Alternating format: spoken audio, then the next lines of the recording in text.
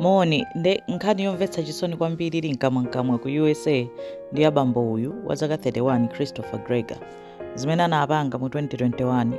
Iye ndi mkazi wake banja linatha nde anali ndi mwana dzina lake Corey kanyamataka ka zaka 6 nde zinayizira zosinthana kuti iye lero apita kwa amayi ake apita kwa abambo ake. Khoti limagamula kuti abambo onse azikhala naye mwanayo ngakhale mayi ake akhala akupempha kunena kuti bambo uyu ndi wankhanza kwa mwanayo, nde khoti limachitabe makani kunena kuti iye azipitabe kwa abambo ake.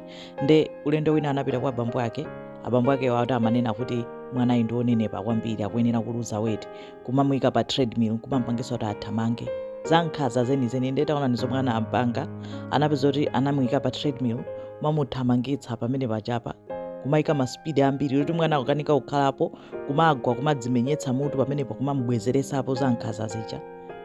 Anapezeka kuti after 12 hours mwana anamwalira chifukwa chonena kuti anavulala mtima ndi ziwalo zina.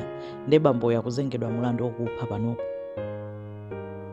Ndi nkhani yomwe yatchuka kwambiri akuyitchula kuti treadmill abuse and murder.